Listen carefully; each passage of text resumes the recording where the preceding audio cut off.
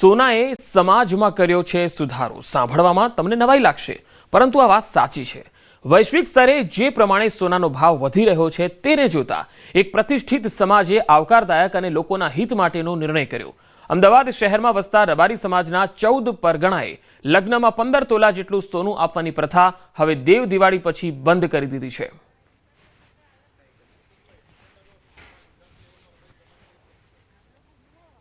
સોનાનો ભાવ ક્યાં પહોંચ્યો સર? અત્યારે આપણા હોય સમાજને એવું થયું કે કાઢિયાવાનું ચાલશે પણ સોનાવાનું નહીં ચાલે। પણ સોનાનો મોં ના કરશો, ભગવાન તમને આપો તો તમારા ઘરપણમાં તમે કરો, પણ જે બંધારણ થાય એમાં બંધારણમાં રહેજો। અમારા મહિલા મંડળની બધાની સહી સર ગમે બહેરો આપશું અને સલાહ આપશું। ઘેર આવ્યા પછી તમને ભગવાને આલ્યું હોય તો તમારી પાર્વતીના જે શણગાર કરવો એ કરો છૂટી, પણ બહાર તમે ના પાડશો। તો આટલું મહેરબાની કરી અને સોનામાંથી છૂટો તમારે ઘેર આવે તમારી પાર્વતીને જે બધો એ બધો, પણ ભુવાજીઓ મોટા લોકો રૂપિયાવાળા પૈસાવાળા પણ સમાજ સમૂહ લમણોવાળો પાછળ સમાજને શું છે શું નથી એ જુઓ।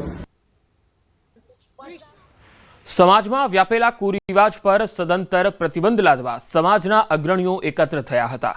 નવેમ્બરમાં યોજાનાર સંમેલનમાં પહેલીવાર મહિલાઓને આમંત્રણ આપીને આ નિર્ણયને મજબૂત બનાવવામાં આવશે।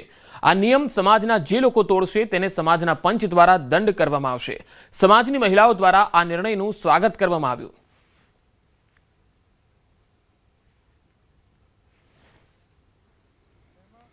70-80% સમાજનો વર્ગ એવો છે જે આ આર્થિક પરિસ્થિતિ એવી છે નહીં કે 25-50 તોલો સોનું લઈ શકે।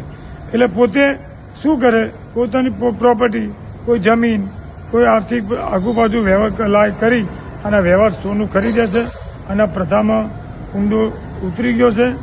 ખરેખર રબારી સમાજને જાગવાનું છે।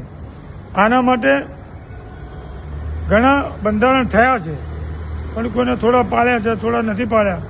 કે ભાઈ સોનાનો ભાવ વધી રહ્યો છે એટલે એકલા રબારી સમાજની પણ અન્ય બધા સમાજોને આ પોસાય એવી પરિસ્થિતિ નથી, પણ અમારા સમાજમાં વધારે પડતો સોનાનો આગ્રહ હોય છે। એટલે હવે જો સમાજની અંદર આ સોનાની પ્રથા જો વધારે નાબૂદ ના થાય તો મધ્યમ વર્ગ અને નાનો વર્ગ દેવાની અંદર ડૂબી જશે।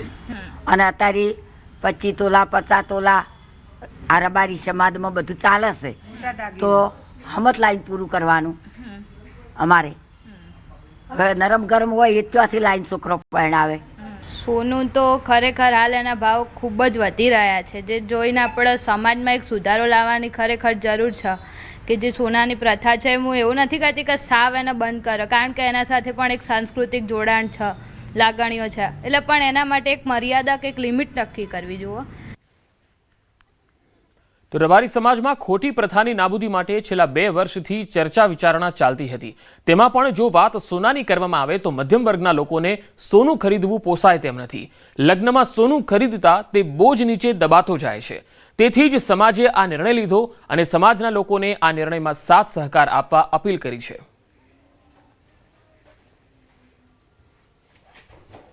સોનાનું જે બંધારણ છે એ જરૂરથી પાડજો, એ બધા માટે છે, એ કોઈ અમારા માટે છે એવું જરૂરી નહીં। પણ આ બંધારણ તમે ના પાડો તો તમારો બાળ બચ્ચો, તમારું કુટુંબ, તમારા આગળ બધું હેડવાનું છે। તે રીતે તમે આ બધું બંધારણ પાડજો એવું અમારી જરૂર વિનંતી છે। જે આપણું જે બંધારણ થાય છે સોના માટે એ બધા માટે સારું છે। તે બધી બહેનો જવાની છે, એમાં બધા તમે ભેગા મળીને આવજો। હવના માટે છે, આપણે એક માટે નહીં। કોઈનો ગરીબનો છોકરો ઉભો રહે એનું થાય તો બધા માટે સારું છે। આ વખતે તો સોનું ઘણા ઊંચા ભાવે પહોંચ્યું છે, એટલે આપણું મધ્યમ વર્ગ છે જે પહોંચી ના શકે, જેને આગળ જતા બહુ તકલીફ પડે, આપણી આવનારી પેઢી માટે અને આવનારી પેઢી અને ચાલનારી પેઢી માટે સાથે એના શિક્ષણ અને સાથે બંધારણ સાથે જોડાવવું આપણા માટે બહુ જ જરૂરી છે।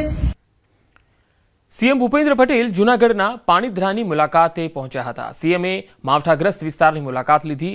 સીએમએ ખેડૂતો સાથે વાતચીત પણ કરી. આ સંવાદમાં ખેડૂતોએ પણ પોતાની રજૂઆત અને પોતાની વ્યથા ઠાલવી. કમોસમી વરસાદને કારણે થયેલ નુકસાન અંગે રજૂઆત કરી, સહાય અપાવવા માંગણી કરી. પાણીધ્રામાં સીએમએ કહ્યું કે 1-2 દિવસમાં તમને સારા સમાચાર મળશે. ખેડૂતોએ હિંમત હારવાની જરૂર નથી. એક સિઝન ફેલ થઈ ગઈ છે, જિંદગી નથી ગઈ. આવતી સિઝન ખૂબ સારી જશે તેવી આશા છે. હાલમાં રાજ્યના લગભગ 70% અસરગ્રસ્ત વિસ્તારોમાં સર્વેની કામગીરી પૂરી થઈ છે. 4800થી વધુ ટીમો સર્વે કામગીરીમાં જોડાઈ છે. બાકીના અસરગ્રસ્ત વિસ્તારોમાં સર્વે કામગીરી પૂરી કરવા માટે સમગ્ર તંત્ર 24 કલાક કાર્યરત છે.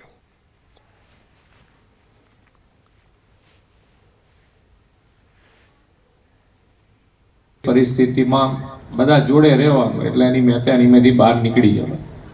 બધા જોડે રહીશું તો એની આ તો પરિસ્થિતિ કુદરતી સર્જાઈ છે ને આપણે એમાંથી બધા ભેગા થઈને બહાર નીકળી જઈશું. સરકાર તમારી જોડે રહેશે, તમે ચિંતા કર્યા વગર.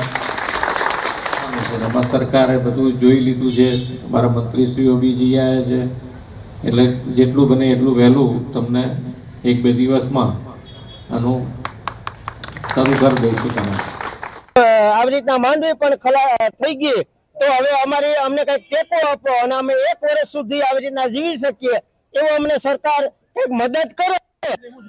અને મુખ્યમંત્રી કે અમે તાત્કાલિક આનો સર્વે કરી અને અમે આવી રીતના મદદ કરશું. એમ આપણી સરકાર છે તે આપણી સાથે છે એવું આશ્વાસન પણ અમને આપ્યું છે.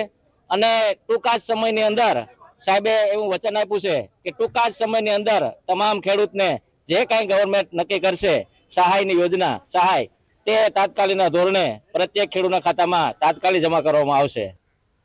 મહીસાગર જિલ્લામાં કમોસમી વરસાદના કારણે ડાંગરના પાકને મોટા પાયે નુકસાન થયું છે.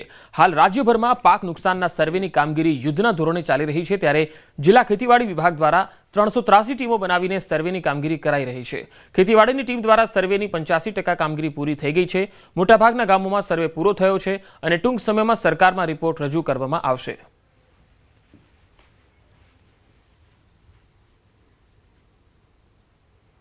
સૌથી વધારે વિકટ પરિસ્થિતિ ડાંગરના ખેડૂતોની છે, એટલે એ પણ બાબતો ધ્યાનમાં લેવામાં આવેલી છે.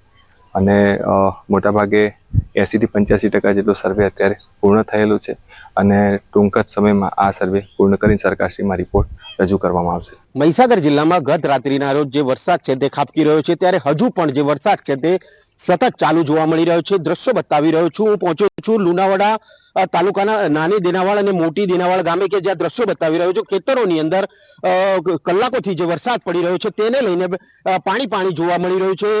વાત કરવામાં આવે તો જે મહીસાગર જિલ્લાના તમામ જે ખેડૂતો છે તે રવિ પાકની અંદર ડાંગર કરતા હોય છે અને ડાંગરને લઈને અત્યારે ચિંતામાં ડૂબ્યા છે. જે વરસાદ પડવાના કારણે પડી ગઈ છે અને પાણી ભરાયા છે. વિતેશ ભાટિયા, ન્યૂઝ 18 ગુજરાતી, મહીસાગર. તો બોટાદ માર્કેટિંગ યાર્ડમાં દિવાળીના તહેવારો બાદ હરાજી શરૂ કરવાની જાહેરાત. 4 નવેમ્બરથી હરાજીથી ખરીદ વેચાણ શરૂ કરવાની જાહેરાત. કપાસ, મગફળી સહિતના પાકોની ખરીદી શરૂ કરવા યાર્ડ સત્તાધીશોએ જાહેરાત કરી દીધી છે. કમોસમી વરસાદના કારણે ખરીદી બંધ હતી. બોટાદ જિલ્લા સહિત આસપાસના અનેક જિલ્લાના ખેડૂતોને પોતાની જણસી વેચાણ લાવવા ચેરમેનની જાહેરાત છે. કપાસ, મગફળી સહિતની તમામ જણસીઓની વેચાણ અંગેની કામગીરી શરૂ સમયસર થઈ જશે તો તમામ ખેડૂતોએ બોટાદ એપીએમસીની અંદર પોતાની જણસી લઈને આવવા માટેનું નિમંત્રણ આપવામાં આવે છે.